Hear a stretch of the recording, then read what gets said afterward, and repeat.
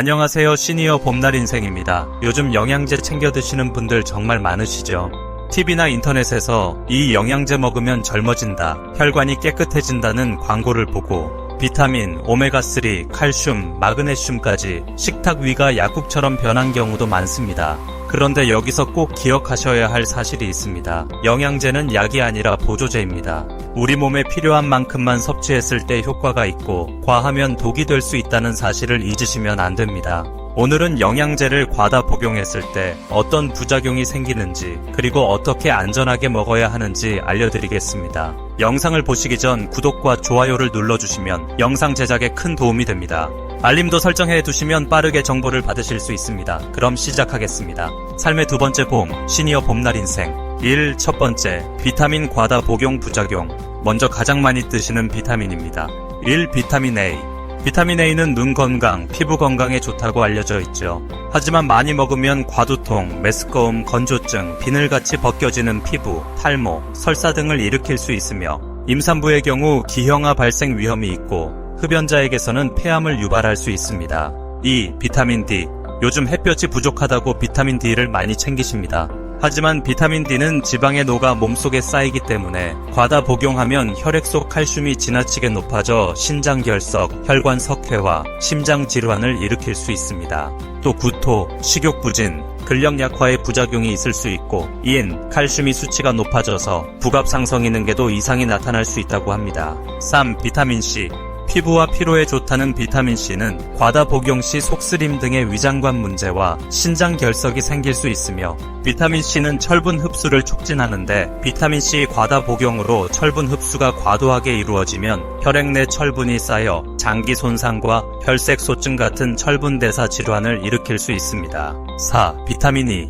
비타민 E는 항산화 작용으로 노화 예방에 좋다고 많이 드시는데 오히려 과잉 섭취 시에는 혈액 응고가 안 되거나 출혈이 발생할 수 있습니다. 또 복부 불쾌감, 메스꺼움, 설사와 뼈 건강을 저해하고 일부 연구에서는 장기간 고용량 복용 시 전립선암을 증가시킬 수 있다는 연구도 있었습니다. 즉, 비타민도 많을수록 좋다는 공식은 절대 통하지 않습니다. 두 번째, 무기질 과다 복용 부작용. 다음은 무기질입니다. 1. 칼슘. 뼈 건강에 좋다고 하루에도 몇 알씩 드시는 분들이 계십니다. 하지만 지나치게 먹으면 신장에 결석이 생기고 심혈관 질환 위험이 올라갑니다.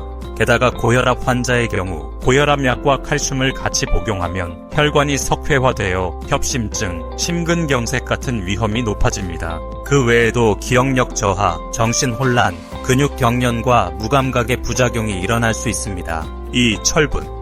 빈혈 환자에게 꼭 필요한 영양제죠. 하지만 철분은 몸에 잘 쌓이고 잘 빠져나가지 않기 때문에 필요하지 않은 사람이 과다 복용하면 관절통, 출혈성 위장염, 오심, 구토, 심한 복통, 설사, 빈맥, 혈압 저하, 호흡곤란, 청색증 등이 생깁니다. 3. 아연. 적당히 먹으면 면역력과 신경 안정에 좋습니다. 하지만 과하게 먹으면 설사, 구토, 복통 등 위장 장애가 나타납니다. 특히 상처 치유에 도움이 되는 아연은 림프구 자극 반응이 낮아져 면역 기능에 문제가 생길 수도 있다고 합니다. 4. 마그네슘. 마그네슘은 스트레스 완화와 숙면을 도우며 근육과 신경 기능, 심혈관, 뼈에 좋습니다. 마그네슘 과다 복용 시에는 설사, 복부 경련, 구토 같은 소화기 증상이 나타날 수 있습니다. 심한 경우 혈중 마그네슘 농도가 과도하게 높아져 저혈압, 호흡곤란, 심장박동 이상이 생길 수 있습니다. 특히 신장 기능이 약한 사람은 체내에서 배설이 잘 되지 않아 위험할 수 있으므로 주의하셔야 합니다. 3. 세 번째, 그 외 보조제의 과잉 복용. 많은 분들이 챙기시는 오메가3. 혈액순환에 좋다고 하지만 과다 복용하면 혈액이 지나치게 묽어져 멍이 잘 들고 코피가 자주 나고 심하면 출혈 위험이 커집니다. 그래서 병원에서 수술 전 오메가3 복용을 금기시합니다. 특히 혈압약이나 혈액응고 억제제를 드시는 분은 반드시 의사와 상의해야 합니다. 유산균 역시 마찬가지입니다. 적당량은 장 건강에 도움이 되지만 과하게 먹으면 오히려 복부 팽만함이나 설사 같은 부작용이 생깁니다. 4. 네 번째, 안전하게 섭취하는 원칙. 그럼 영양제, 어떻게 먹어야 안전할까요? 1. 필요한 영양제만 먹기. 건강검진 결과 부족한 영양소를 확인한 뒤에 꼭 필요한 것만 선택하세요. 2. 권장량 지키기. 제품에 적힌 1일 권장량을 반드시 지키세요. 2알 먹으면 효과 2배가 아니라 부작용 위험 2배입니다. 3. 의사약사와 상담하기.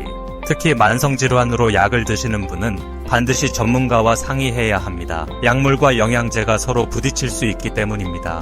4. 중복 체크하기.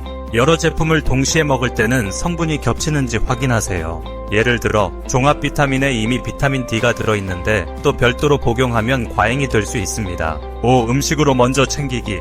영양제보다 더 좋은 건 균형 잡힌 식사입니다. 콩, 채소, 생선, 과일에서 얻는 영양소는 흡수율도 높고 안전합니다.